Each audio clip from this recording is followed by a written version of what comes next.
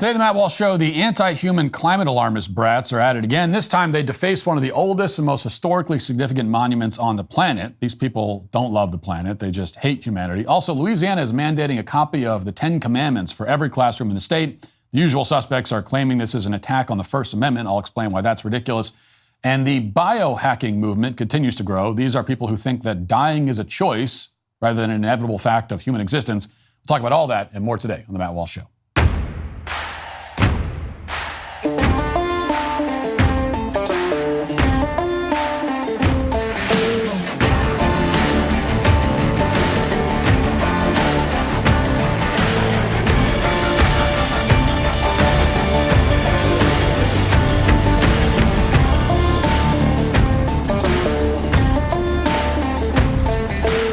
Are you still struggling with back taxes or unfiled returns? This year, the IRS is escalating collections by adding 20,000 new agents and sending millions of demand letters. Now that tax season is over, collection season has begun. Handling this alone can be a huge mistake and cost you thousands of dollars. In these challenging times, your best offense is with Tax Network USA. Upon signing up, Tax Network USA will immediately contact the IRS to secure a protection order, ensuring the aggressive collection activities such as garnishments, levies, or property seizures are halted, providing you with a peace of mind and financial security. If you haven't filed in a while, if you need amended returns, or if you're missing records, Tax Network USA's expert tax preparers will update all of your filings, eliminating the risk of IRS enforcement. Tax Network USA will evaluate your financials and create a settlement strategy to reduce or eliminate your tax debt, putting it behind you for good.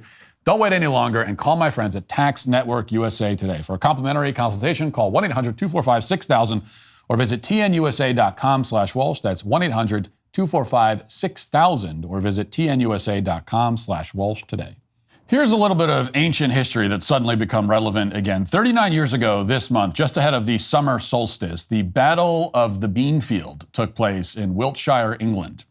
Now, this wasn't a battle in the traditional military sense. It was a violent confrontation between a convoy of around 600 New Age hippies and roughly 1,000 police officers. The police officers were there to enforce an injunction preventing the hippies from holding a festival at Stonehenge. The injunction was necessary because just 1 year earlier, around 100,000 hippies had, as hippies tend to do, caused tens of thousands of dollars in property damage to trees, fences, and several archaeological artifacts in the area, including Stonehenge itself. So in 1985, the authorities understandably wanted to prevent any more hippie carnage from being inflicted on Stonehenge, and they set up a roadblock several miles away to turn the New Age travelers, quote unquote, away. And that's when, according to the BBC, quote, police said they came under attack, being pelted with lumps of wood, stones, and even petrol bombs. Of course, to this day, the hippies maintain that the police were the aggressors. That's probably not true, but it certainly appears that the police officers used significant force once mayhem broke out. At one point, the police reportedly threw fire extinguishers and stones at the hippies to keep them from fleeing. And in any event, ultimately, 24 people were hospitalized, more than 500 hippies were arrested, and by most accounts, the Battle of the Beanfield marked the single largest mass arrest in the history of England, at least since World War II. Now, I'm opening with the Battle of the Beanfield because it's just interesting trivia, but it also illustrates a couple of things. First of all, it demonstrates an obvious point, which is that the use of force by police officers does indeed deter lawlessness. You don't have to endorse all the tactics the police used that day in order to see that. In the years after the Battle of the Beanfield, there were still some hippies who tried to throw a festival at Stonehenge for the summer solstice, but it was nothing like what happened in 1985. For the most part, the hippies got the message loud and clear and were whipped into shape. But the other important takeaway is that, for whatever reason, Stonehenge has long been an object of fixation for antisocial, anti-civilization, anti-human weirdos. And most likely interest stems from the mystique of Stonehenge. Stonehenge was constructed more than 5,000 years ago without the benefit of the wheel, and it's still unclear to archaeologists exactly how the builders pulled that off, or even who exactly the builders were. It's one of the most impressive monuments ever built in human history. And so it's kind of makes sense that listless, uninteresting people would latch on to Stonehenge in a desperate attempt to imbue their own lives with more meaning. And that brings us to the events that took place at Stonehenge yesterday. A couple of vandals associated with the group Just Stop Oil, one aged 73, the other aged 21, charged towards Stonehenge and began blanking it with some kind of orange powder paint. Watch.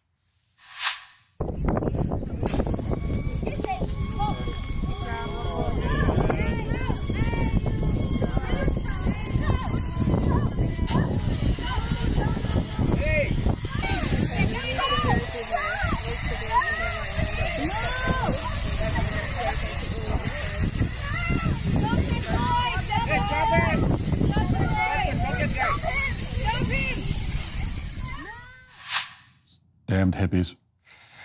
You know, there are people who think that Stonehenge has some sort of like mystical power to it, and I think that it doesn't, because by now, like, it would have put a curse on all the hippies that they keep harassing it. Maybe it has. Maybe that's why they're hippies, actually. That's an interesting theory. Anyway, as you can see, it fell to a tourist to stop these two people from defacing Stonehenge. There were no police officers nearby to immediately detain them, so a random guy on vacation had to step up to preserve one of the most famous structures in the entire world. And we've seen this again and again. When vandals dumped pink powder on the case containing the U.S. Constitution at the National Archives Rotunda in February, no security guards lifted a finger to stop them. Late last year, activists with Just Stop Oil were able to throw soup on a Van Gogh painting, then glue themselves to the wall, all without anybody intervening. And of course, on too many occasions to count, these kinds of activists have obstructed traffic with impunity. They get away with it so consistently because at some level, they have the tacit endorsement of the state. Now, I've talked extensively about these brats before on the show, but even with all those other incidents in mind, to me, this latest attack on Stonehenge is especially egregious. Defacing a monument as ancient as Stonehenge it's really an attack on humanity. I mean, anytime defacing any monument, any work of art is an attack on humanity. But when it's something as ancient as this, it just becomes, again, all the more egregious. The fact that Stonehenge is still standing is a testament to human ingenuity and resourcefulness that's hard to comprehend even to this day. That's why there's so much mystery surrounding it thousands of years later. The only people who'd want to deface or destroy Stonehenge and erase the evidence of humanity's accomplishments are people who despise humanity itself. Now, it's the same reason why climate activists want everyone to stop having children. It's the same reason they want to end fossil fuels and crash the global economy. They're not really concerned about global temperatures rising by a degree or two. They want humanity to go extinct. In comments to the media, Just Stop Oil has denied all this. They've claimed that this orange cornflower paint is going to wash away in the rain, so it's not really vandalism. Of course, Just Stop Oil has made that same claim before when they vandalized several other monuments, and it turned out to be false. And additionally, there are apparently 80 species of lichen on Stonehenge that might be dead now, including rare species that scientists want to preserve. They're still trying to figure out the precise extent of the damage. And even if it does all wash away, they still have no right to use an ancient monument as a platform for their delusional political statements. So even if the paint does come off, the point remains the same. These activists are fundamentally anti-human, and they're becoming increasingly emboldened. In a video message, the 21-year-old Stonehenge attacker, who apparently, and not surprisingly, identifies as non-binary, explained why Zimzer decided to deface the monument. Watch. My name's Neve, I'm 21, and I'm a student at the University of Oxford. Today, I'm taking action with Just Stop Oil to demand that the UK government commits to signing the Fossil Fuel Non-Proliferation Treaty and promises to stop burning fossil fuels by 2030. To refuse to do so is to warrant death, destruction, and suffering on an absolutely immense and immeasurable scale. Today, we'll be taking action at Stonehenge the day before the solstice. Okay, so a few things to note here. First of all, there's something that physicians refer to as the gestalt, that includes a person's general appearance, tone of voice, etc.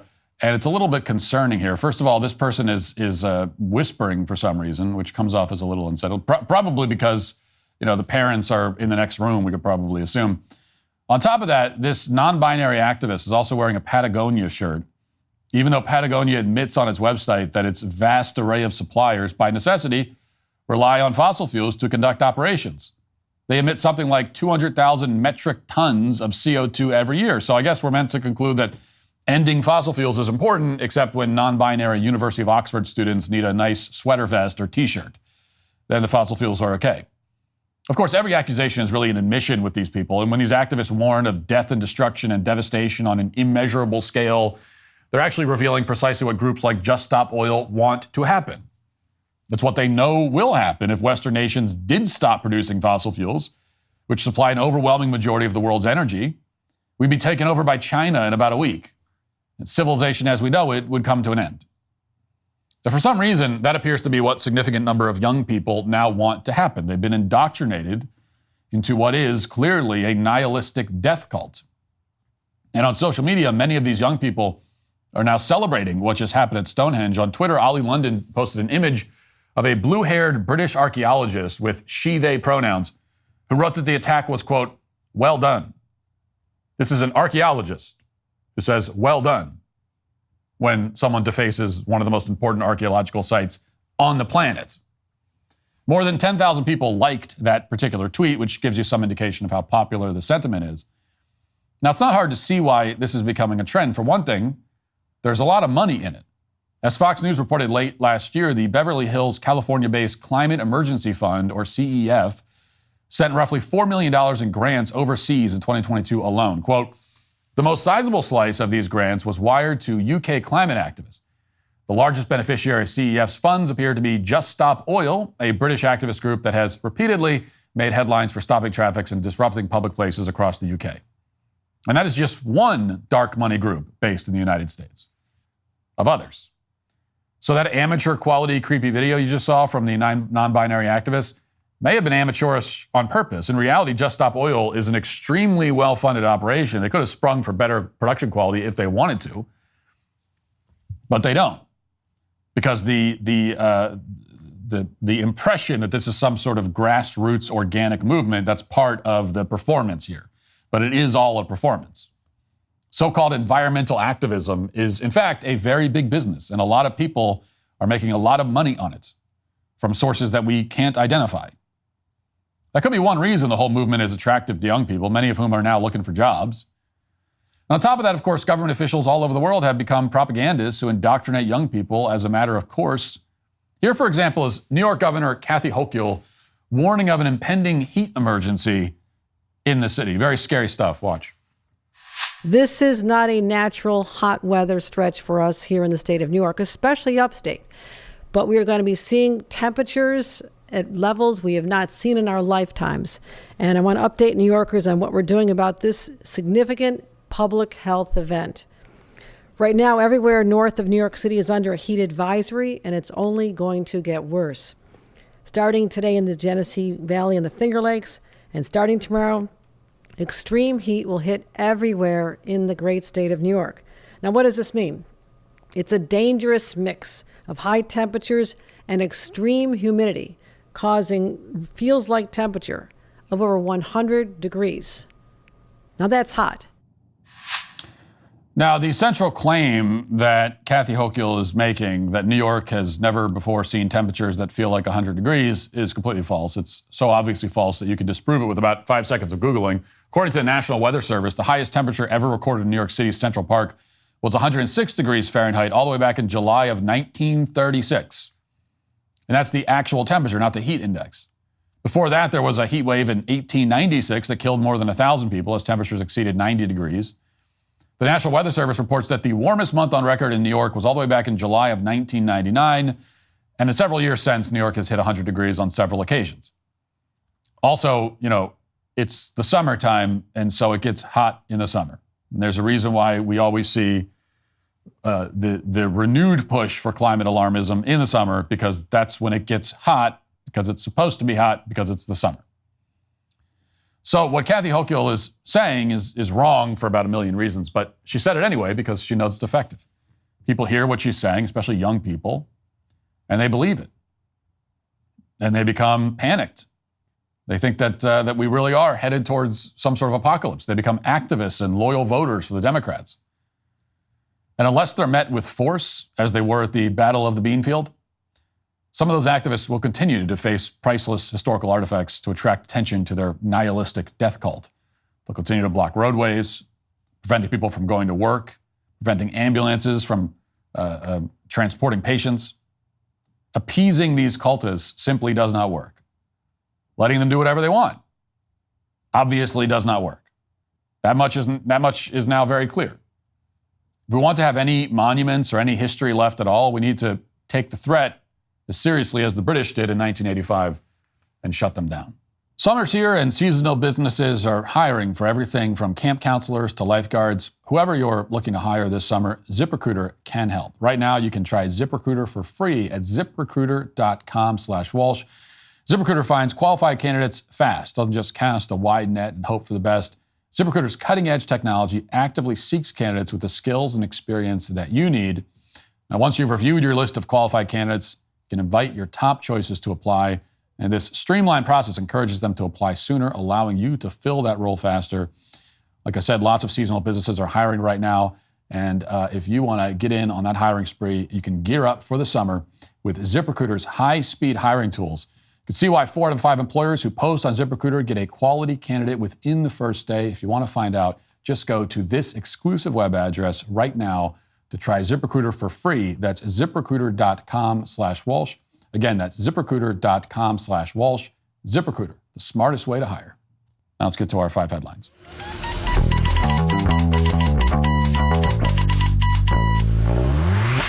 Here's something to celebrate for a change, something to be happy about. AP reports, although the AP is not happy, Louisiana has become the first state to require that the 10 Commandments be displayed in every public school classroom. The latest move from a GOP-dominated legislature pushing a conservative agenda under a new governor. Can you imagine that? The media is shocked and appalled to have Republican legislatures that are actually pushing Republican agendas. And it is shocking. We're not used to this kind of thing. Historically, Republican legislatures don't push Republican agendas. So anytime you see it happen, you're taken aback by it. The legislation that Republican Governor Jeff Landry signed into law on Wednesday requires a poster-sized display of the 10 Commandments in large, easily readable font in all public classrooms from kindergarten to state-funded universities. Landry said, if you want to respect the rule of law, you've got to start with the original lawgiver, which was Moses. Opponents questioned the law's constitutionality and vowed to challenge it in court. Proponents said the measure is not solely religious, but that it has historical significance. In the language of the law, the 10 Commandments are foundational documents of our state and national government. The posters, which will be paired with a 4-paragraph context statement describing how the 10 Commandments were a prominent part of the American public education for almost 3 centuries, must be in place in classrooms by the start of 2025. And also worth noting, under the law, state funds will not be used to implement the mandate. The posters would be paid for through donations. The law also authorizes but does not require the display of other items in K through 12 public schools, including the Mayflower Compact, which was signed by religious pilgrims aboard the Mayflower in 1620. It's often referred to as America's first constitution, the Declaration of Independence, the Northwest Ordinance, which established a government in the Northwest Territory and created a pathway for admitting new states to the Union. So you can display that. You don't have to, but you do have to display the 10 Commandments. So this will obviously be challenged in court. Will it survive the court challenges? I don't know. It'll be a tough road given the makeup of the courts. Should it survive the challenges? Yes. Of course it should. Now, as you would expect, and as mentioned in the article, people are upset about this policy, and that's not surprising, but it makes a lot of sense. And it certainly makes a hell of a lot more sense to have the 10 Commandments in classrooms than to have, say, pride flags and all of that kind of nonsense.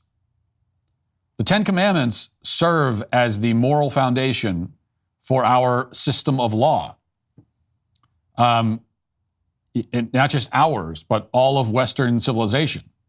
So even if you look at them from a purely secular perspective, from that point of view, you would have to at least acknowledge that they are the most influential set of rules or laws ever set down. I mean, there's no doubt about it.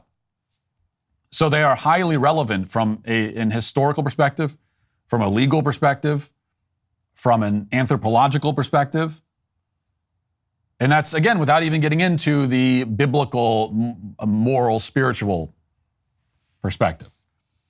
And all of that means that it's relevant from an educational perspective. Because history, the law, anthropology, all of these things are supposed to be part of a child's education. Every child in school should know the 10 Commandments. In order to be literate and to possess the most basic knowledge of history and human society, you need to know the 10 Commandments. So it should be a part of a child's education. Now, compare this again to, for example, pride flags. Most of the people who oppose 10 Commandments in the classroom support having pride flags in the classroom. And this is an important comparison because, the reality probably is that, and I don't know if this is the case. It doesn't need to, that putting the 10 Commandments in the classroom does not need to be a response to anything that the left is doing. It's a good idea on its own terms. But I also think it's highly likely that if the left had not spent the last many years going massively overboard trying to inject even the most radical elements of their ideological agenda into the classroom, if they had not done that, then, I don't know, would Louisiana have passed this law? Again, they should regardless. But I think there is also an attitude from some on the right, which I totally understand, of course, which is that, okay, if this is what you guys are going to do, if this is how you want to play it, if you're going to put pride flags in the classroom, then we're putting the 10 Commandments in the classroom. And there's a much better argument, of course, for the 10 Commandments than pride flags. What's the value of a pride flag or any kind of gay pride paraphernalia in the classroom? What's the value? What's the educational value? Does the concept of gay pride have any real historical relevance? It doesn't. It's only like 5 minutes ago that anyone ever talked about gay pride, the concept. Okay, mid-20th century at the earliest is as far as you can go back. You go any farther back than that and you go to anybody and you talk about gay pride, they would look at you like, they wouldn't even understand what you're saying. So does it serve as the foundation for anything in our society? No. Is there any real academic value to children learning about the pride flag and what it means? If you meet a child who can tell you all about the pride flag and rattle off the history of it and point to the different colors and tell you what they stand for, if you meet a child who is in that unfortunate position where they know all that stuff, is that an indication that this is a really well-educated child? No. Can a child be literate and well-informed and educated and yet not know anything about the pride flag?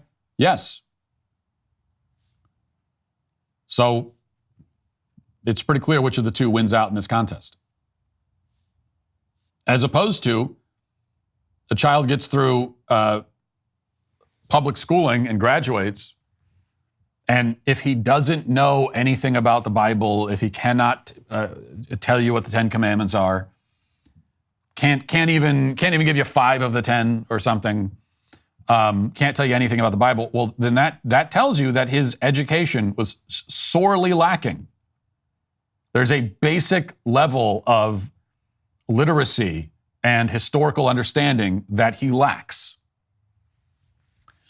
Now, does it violate the First Amendment to have the 10 Commandments in the classroom? My answer to that is, are you stupid? What kind of question is that? I know they're going to be able to find activist judges who say, oh, this is an infringement on the First Amendment. I know that's going to happen. But it's still stupid. Of course it does not violate the First Amendment. The First Amendment, what does the First Amendment, when it comes to religion, what prohibitions or restrictions does the First Amendment put on the government? Well, there's one. It forbids Congress from making a law respecting the establishment of religion. That's what the First Amendment does. So we have to ask ourselves, the Louisiana legislature, is it Congress? No. Did they pass a law respecting an establishment of religion or imposing a state religion? No. So it's got nothing to do with the First Amendment. It is not any kind of infringement on the First Amendment. I know in recent times we have been told that really the First Amendment means that religion cannot be acknowledged, can't even be acknowledged in any kind of public setting, particularly in any kind of setting where the government is. The way we look at it now is according to the First Amendment. This is probably, if you talk to the average person, you ask them like, well, what does the First Amendment say about religion? What restrictions are there? And they would probably tell you this. They would probably tell you that basically the First Amendment says, because they couldn't quote it to you, but they'd tell you that basically the First Amendment says that the government can't say anything about, can't acknowledge religion. It's like religion doesn't exist as far as the government's concerned. But that is not the case. And the good news here also is that the Ten Commandments are a part of multiple major world religions. So that's all the more reason why Louisiana cannot be accused of establishing or respecting imposing a state religion. That's clearly not happening. All they're really imposing, if anything, is a well-rounded education on children who are in the public school system. Children who will now, because of the Ten Commandments being in the classroom, will now be exposed to such, controversial and provocative ideas, such as like, don't kill people, respect your parents, don't steal. These are the provocative, outrageous, controversial ideas that the left is now worried kids might be exposed to. They're going to be confused. And they might be confused. It might create some awkward questions for some of these kids. And that's it's a good thing if it gets them thinking. Who knows? Maybe some of them will come home and they'll say, hey, I saw the Ten Commandments in the classroom. It says, thou shalt not kill. But you, Mom, told me that abortion is okay. How does that work? Maybe it will get some of the kids to ask those questions to their parents. Questions those parents will not be able to answer. Speaking of pride flags, hey, YouTube thinks what I'm about to say is too controversial to be on their platform. Want to hear it anyway? Check out the description to learn more. Let's see, it's from Reuters. U.S. senators on Tuesday attacked the CEO of Boeing for the plane maker's tarnished safety record, overshadowing his apology to families who lost loved ones in two 737 MAX crashes and acceptance of responsibility after a January mid-air emergency. Chief Executive David Calhoun faced repeated questions about how much he's paid, Boeing's safety culture, and why he is not immediately resigning instead of retiring by year's end. This was at a hearing before the Senate Permanent Subcommittee on Investigations. I think we have one clip from this. This is Josh Hawley, who's interrogating the CEO of Boeing, especially about how much he's paid, about his compensation, which is quite, as you might expect, is quite sizable. Let's listen to that. What is it that you get paid currently? Senator, that's well disclosed in our proxy documents in each of the years that I've been employed. Yeah, but what is it? It's a big number, sir. Well, let me help you out. It's $32.8 million this year. Does that sound right? Yes, it does. That's a 45% increase over last year. Does that sound right? Yes, it does. What is it you get paid to do exactly? I get paid to run the Boeing company. Yeah. So just help me understand that. I mean, do you get paid for transparency? Is that one of the metrics for your income? I think the board counts on me for transparency. Really? Because you're under investigation for falsifying 787 inspection records. The Boeing's under criminal investigation for the Alaska Airlines flight. You were investigated by DOJ for criminal conspiracy to defraud the FAA. This is all in your tenure. This doesn't sound like a lot of transparency to me. What about safety? Is that a component of your salary? It sure is, Senator. You know, have you seen the reports that the subcontractor that you used to make that door piece that fell out of the sky, that when the FAA went and toured the facility, they found one door seal being lubricated with Dawn liquid dish soap and cleaned with a wet cheesecloth, and another was being checked with a hotel room key card. Does that sound like safety to you? Senator, I think our relationship with that particular supplier has been well documented, reviewed by the FAA, and most certainly us. And I'm very intent on acquiring that company so that none of that ever happens. Okay, so it was, it's good grilling by Hawley, who I like as a senator, and it goes on for another 5 minutes, which is, which is good. But I do have to confess, I just get so tired of this routine, these hearings that are so transparently just opportunities for politicians to put together highlight reels for their campaign videos and try to go viral and all the rest of it. When is the last time anyone even asked a real question in a hearing? Isn't the idea of a hearing to actually try to get answers to questions that you don't already know the answer to? I mean, call me naive, but I thought that that's ideally the purpose, is to actually find something out. Find out information that you can then act on in some way to change, to make a change. Which involves asking questions we don't already know the answer to. And I just get tired of these hearings where they don't even actually ask any questions. They just make statements and then tack a question mark onto the end of it. And I know I'm not saying anything that you don't already know. It's all politics, obviously. But we're at a point now where everything is performance all the time. Everything that happens in Washington, every hearing, everything is just performance always. Nothing serious or real is happening ever at all. So maybe I'll be proven wrong in this particular case. Boeing should be held accountable. Their safety record has not been good and it's getting worse.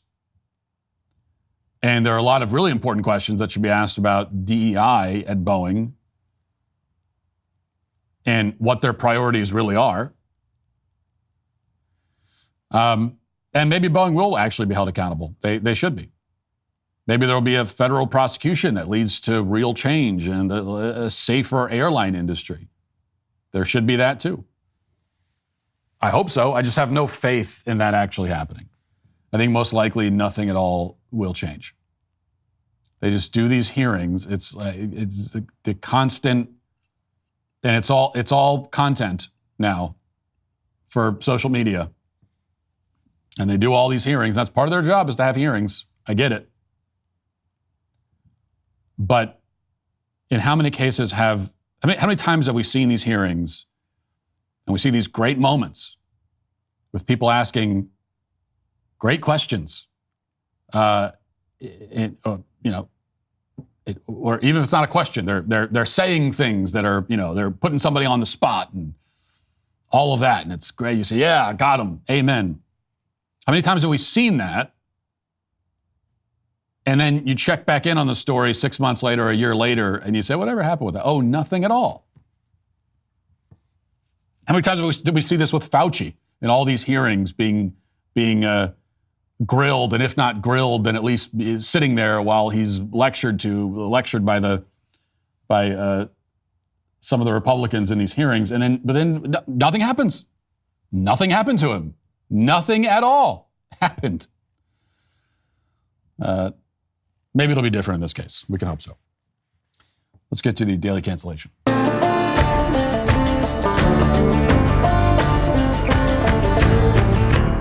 We've talked before about the phenomenon known as biohacking. This is the effort to extend your life by making changes to your body and your lifestyle. On the surface, there doesn't seem to be anything wrong with the concept.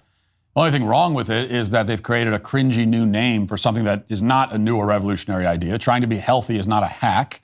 In fact, if anything, it's the opposite of a hack. You're not cheating or doing anything complicated or sneaky, which is what hack implies. Human biology really can't be hacked, and if it can, living a healthy lifestyle would not qualify as a hack. That's just you living how you should live. The problem is that the biohacking folks are, in many cases, not merely proponents of living healthy lifestyles. Instead, they employ extreme measures to stave off the inevitable. The most infamous example, of course, is the tech CEO Brian Johnson, who, among other things, took blood infusions from his teenage son to try and make himself younger. Didn't work, because despite what he may think and how he may look, arguably, he is not actually a vampire. Yesterday on Twitter, I saw a post from another of these types. This guy, as far as I know, is not trying to steal the life force from his own children, so credit where it's due on that front, but he is employing other slightly less creepy but still rather cumbersome strategies to extend his life. He posted this, quote, "I take more than 40 supplements a day. At 41, my biological age is just 27. If this picture makes you cringe, you need to understand the science behind why it works." Now, here's the picture that he thinks might make us cringe, and he's right. That's a hell of a lot of pills for one person to take every single day. In fact, I can safely say that this guy, Sean Kelly is his name, takes more supplements in a single day than I have in my entire life. Later in the thread, he posts, quote, "This is my life force score. My doctor told me it's one of the highest she's ever seen. I get my blood tested every quarter through Go Life Force to track my biomarkers." Then he gives his code, his promotional code. "These tests show me how various supplements and lifestyle changes impact my biology." Now, I will admit that I haven't done much or any research on this, but it certainly seems, just from an intuitive perspective, that 280 supplements a week is probably not healthy. Not healthy for your wallet, and even less for your physical body. The human body was not meant to process all of that. We're not designed for that, which is why this is not necessary to live a long life. Go up to any 90-year-old and ask them how many daily supplements they took to get them to 90 years old. I guarantee none of them will say 40 a day. In fact, I guarantee most of them will probably say 0. So this is not necessary to be healthy, and there's very good reason to suspect that it's probably injurious to your health to take that much of it every single day. But that's not even the most important point as far as I'm concerned. The most important point is that this kind of lifestyle reveals an extreme level of denial and delusion, a refusal to accept what's inevitable for all of us. Now, I made that point in response to this guy's post, a point that I'll flesh out in just a moment, but I want to read a response from the aforementioned Brian Johnson, who joined the conversation and responded to me, chiming in with this. He says, quote, 99% of those living can't see the future when it arrives. In any other time in history, it's easy to YOLO your way to justify debauchery, self-destruction, and indulgent behaviors as the virtuous way to live. On the eve of giving birth to superintelligence, we no longer know how long and how well we can live. A different era is now present, whether it can be seen or not. The question is not whether health habits of today will punch through the 120 ceiling. Rather, it's if we can create the new systems and norms to systematically eliminate the current die culture, which creates disease, misery, and impairment. Don't die will supersede die simply because we can. Sean Kelly responded in agreement, writing, quote, "So true. And the wild thing, Brian, is how many people are just willing to accept death and disease like it's their destiny. Most people die today from diseases that are highly preventable, will almost certainly be even more highly preventable in the future. One of my goals, and believe also is yours, is to help people not die from things they can avoid. Pretty simple concept. And this path is anti-disease and anti-early death. Does not have to be a horrible experience. People act like living a healthy life is miserable today and only beneficial to the future self. Does not have to be true. You can extend your health span and live more richly today. This should be the goal, at least in my eyes." Okay, now some of what both of these guys said is true. Brian Johnson's right that you shouldn't be self-destructive and overindulgent. Sean Kelly's right that living a healthy life need not be miserable. The main point of being healthy is to live a better life in the present. All of that is true. I take no issue with any of that. But if you sift through the true stuff, you will find, buried not so subtly in the middle of it, pure delusion. I mean, Brian Johnson says we live in a die culture and don't die must supersede it. And Sean Kelly says that people should not accept that death and disease are their destiny. Now, herein lies the problem. Physical death is, in fact, the destiny of every mortal creature who walks the earth, or has ever walked the earth, or will ever walk it. We don't live in a die culture. Dying is not a part of our culture. It's not some kind of cultural tradition we've come up with. It's a physical reality. Don't die is not a strategy. It's not a philosophy. It's not a lifestyle option. It's pure denial. It's an impotent slogan shouted by people who are too afraid to face reality for what it is. And the reality is this: we will all die. You could take 40 supplements a day and get blood transfusions and employ all the latest and most up-to-date, trendy biohacking strategies. You can live every moment of your life trying not to die, but you still will. Not only will you die, but you'll die around the same time that everyone else does.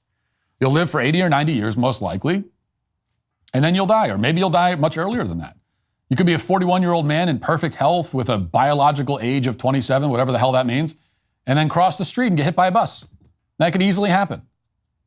Or maybe you will succeed in extending your life a significant amount. It's unlikely, but it could happen. What's a significant amount? I mean, maybe you live up to be 100, 110, 115. There have been people who've lived 120.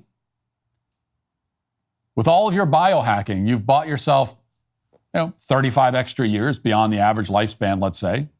That's very ambitious. Almost certainly isn't going to happen. Well, what if it does? In fact, let's be extremely ambitious and go with something that's like never happened before and say, well, what if you could live to 150 with your biohacking? Right? Well, okay. But what then? You're still going to die. And the reward for all of your effort is that you get to live the final 20, 30, 50 years of your life without any of the people you know or love, who have all died before you. You get to witness the deaths of your children. You get to be old and frail and lonely for a very long time. You win, I guess. Congratulations. Your prize is that you still have to die. That's your prize. And when you die, you'll be just as dead as everyone else who didn't biohack. The biohacked corpse and the regular corpse will be indistinguishable in the grave. Now, I'm not trying to be a buzzkill. I just want everyone to live in reality. And I don't mean to discourage anyone from trying to be healthy. It's good to be healthy. But there is no path to a truly healthy, truly happy, truly fulfilled life that does not begin with truth. And the truth is that you will die. The most important fact about your life is that it will end. If you spend your life trying first and foremost to avoid its end by any cost, you will have wasted it. You will have spent your precious time on earth on the most futile pursuit of all. You'll be like a child at the playground who spends the whole time whining that soon he's going to have to leave it. He's so focused on not leaving that he never enjoyed actually being there. This is the way that so many people approach life. So don't do that. Eat healthy, yes. Get some exercise. Also, enjoy a dessert every once in a while. Have a drink. Say your prayers. Love your family. Do something worthwhile with your time here and accept that you will die. That's not such a depressing view of things, is it? Even if it is, it doesn't matter because it's just the way it is. And that's why the biohackers are today canceled. That'll do it for the show today. Thanks for watching. Thanks for listening. Talk to you tomorrow. Have a great day. Godspeed.